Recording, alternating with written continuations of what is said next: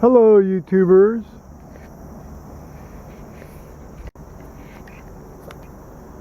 Joe Kersey here. On Friday, September 6th, 2013, about 1 in the afternoon, Eastern Time. And today, basically, it's interesting. Both Paul and myself have been sleeping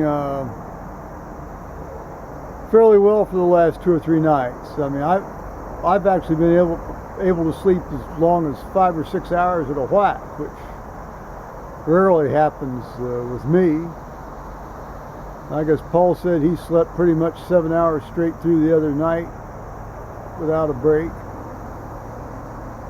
And it makes a big difference in how you feel in the morning if you haven't had to be popping up and down every hour and 45 minutes or so. Sometimes for physiologic reasons related to being in your, late 50s, early 60s. Sometimes just because you wake up. Maybe it's because you're hurt or hear something. Anyway, it's been a nice little blessing to get some decent night's sleep. Anyway, now, as I've mentioned, the county's been surveying the property because of these road improvements that will be taking place here in the next 2 years. Probably construction will actually start sometime late next year, around this time of year. Late next year, late 2014. And probably when all is said and done, will extend over the course of another 2.5 years when all is said and done. So this morning I'm in reading the Wall Street Journal online, and I hear this guy talking right out my back door. And, as you can see, I tend to keep my back door open anytime it's much above 50. We did that with the dogs. I've just not gotten out of the habit, nor do I particularly want to, because I kind of like being able to hear and smell what's going on. So I went out. There's one of the surveyors out. They're shooting the dimensions of the dog yard, and then they're shooting the dimensions of the house, where the house is. So then I thought, well, I'll just go out front. Well, they'd pulled their truck up into my driveway, which they hadn't been doing. They'd normally been parking it down by the road. That's okay.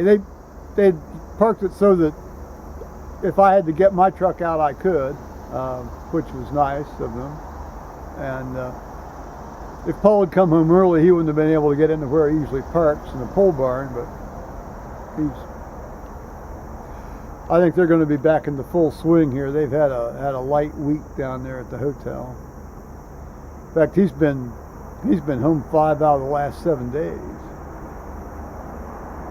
It's almost like another week of vacation for him.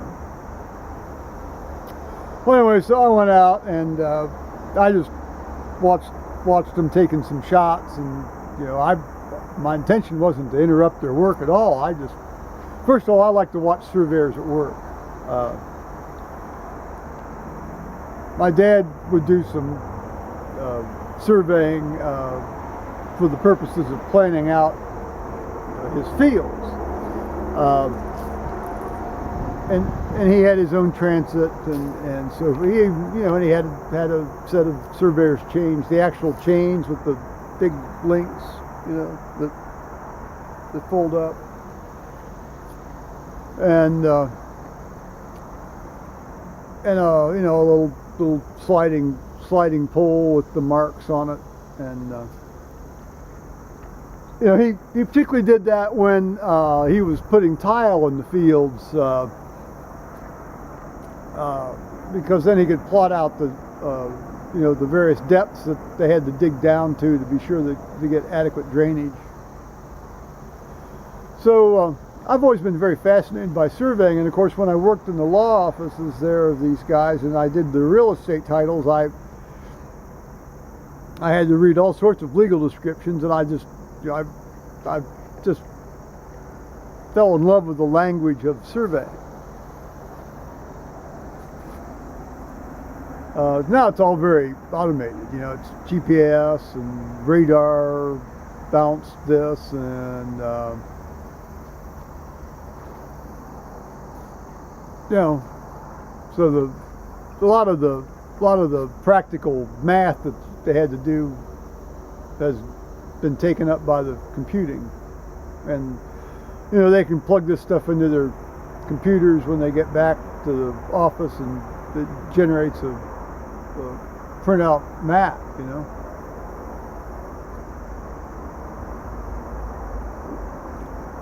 It's still fascinating though, no matter how automated it may or may not become. So we got talking about what they were doing, and you know, and I said, well, you know, it's quite honestly, it's very disconcerting to have somebody up here right by the house, you know, taking measurements of my house. You know, I mean, let alone my property, let alone, you know, it's my house.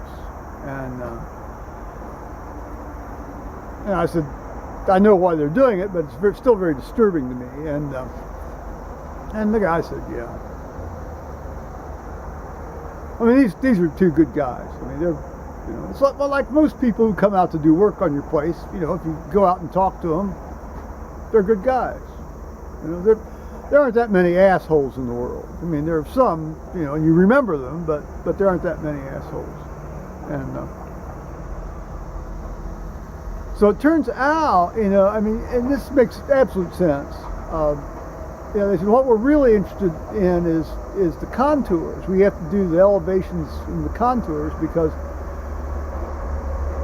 when they do this road work, it's going to greatly shift the drainage patterns on the property, and they want to be sure that, you know, they're not going to send water flooding into any of your structures.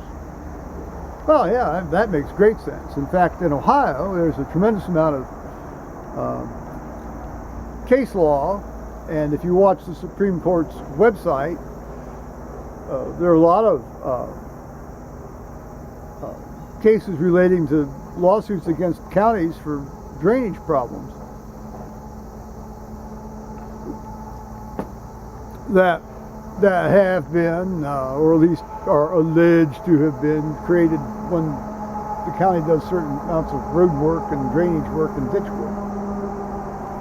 You know, where all of a sudden the water starts flooding into somebody's place.